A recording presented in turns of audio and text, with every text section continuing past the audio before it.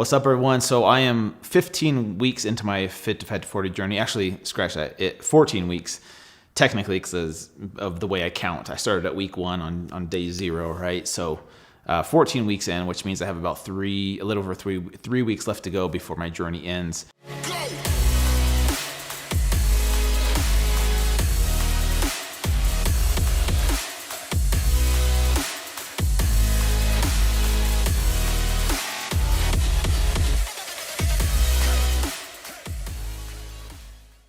And so this is my weekly recap.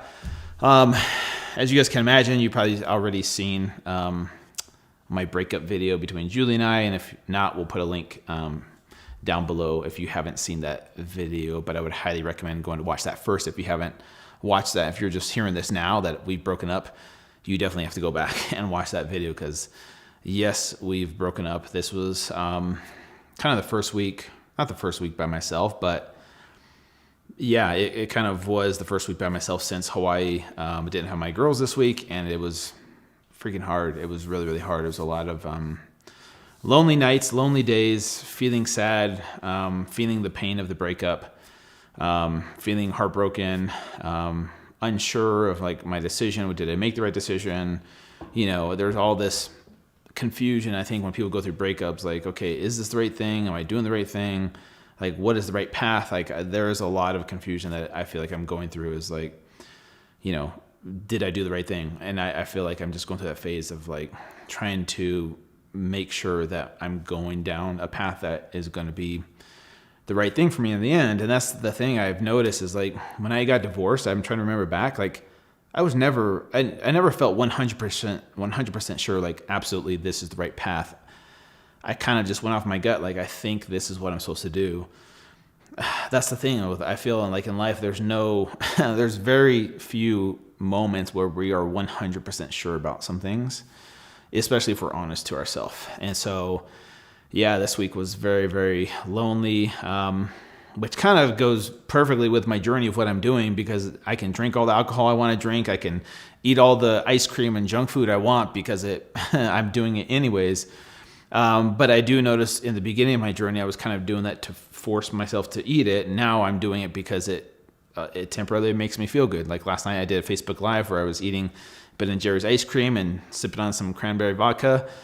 And I said, hey guys, this is me. Like I'm doing a live, but I am eating my emotions right now. And yes, it does feel good temporarily to have these things. So I totally get where people are coming from when they emotionally eat. When you are going through a hard life change or situation, yes, there are some things in this world, substances that make us feel good temporarily, and we all gravitate towards different things. For some people, it's food or alcohol or drugs or porn or sex or movies or TV shows or social media or books. It can be whatever you want it to be, but we have the option to numb the pain. And as humans, yeah, it feels good to numb the pain sometimes because sometimes the pain is too much. And yeah, that's kind of the phase I'm going through, and I've been an emotional wreck. And I check out when I'm going through hard times. Like I don't feel like posting on social media. I don't feel like talking to people. I don't feel like going out. But I've gone out a couple times this week, which has been good for me. I've had to force myself to do that because, you know, even though I don't want to, it definitely is better than just sitting at home by myself, literally doing nothing other than just feeling sad and lonely. And it sucks that I'm going through this, especially during the last phase of my Fit2Fat2Forty journey, because I know that come January, I'm going to be able to, you know, flip the switch and I'm going to be able to, you know, feel healthy again soon. And it's like, man, the finish line is so close, but I have to go through a little bit more hell to get to the finish line. And I think that's so true in so many ways in our lives of the finish line is so close. And yes, we want to quit. Yes, we want to give up. But if we just keep pushing through the hurt, through the pain, just for a little bit longer, it will all be worth it in the end. And so that's why I'm not quitting on my Fit2Fat2Forty journey, even though I'm going through a horrible breakup, is because I know that there will be so much good that will come from this someday. And I know that if I quit early or stop early because of even though it's a horrible breakup, and you know, I'm not trying to downplay how hard it is, I feel like, you know, I will have that little regret. And so that's why I'm finishing this to the end. But But that's why I need you guys. Like, I need you guys to help me, and I will help you on this journey back to fit. And that's what makes this journey so powerful, is it's not just me by myself or you by yourself. Like, I'm sure you guys are going through harder things than I am. Like, for me, this is really, really hard. But for you, you probably have all kinds of stresses and hardships that you're going through that I have no idea of. Yet you're still deciding to show up. You're still listening, watching my videos. You're still signing up for the program. You're purchasing the supplements. You're doing your best to, get your life back. And I'm going to be right alongside with you. Like, I'm not going to be leading from the front.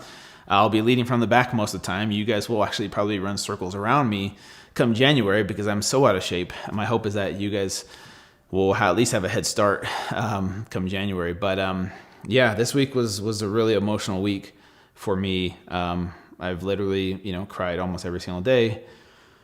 And it's just really hard. And it's freaking Christmas time too, when it's supposed to be a happy time of the year.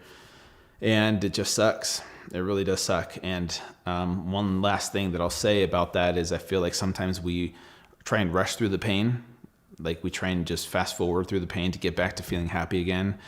And I feel like we do ourselves a disservice when we do that, because that's where the lessons are learned. The cure for the pain is in the pain. And so the only way to go through it is to go through it. Like, you can't go around it. You can't skip it. You can't fast forward, because if you do, you're not going to grow the way you need to. So that's what's so hard for me, is I know all this, yet I find myself wanting to numb myself. I find myself wanting to fast forward.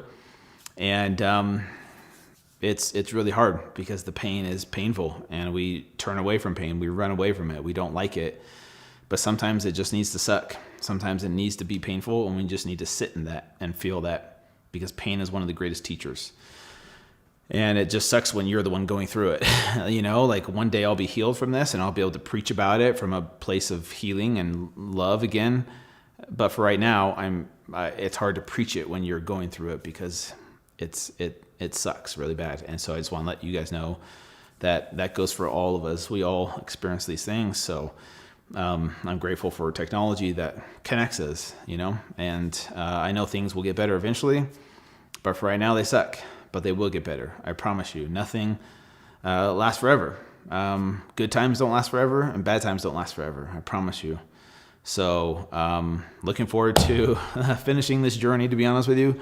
I just want to feel healthy again.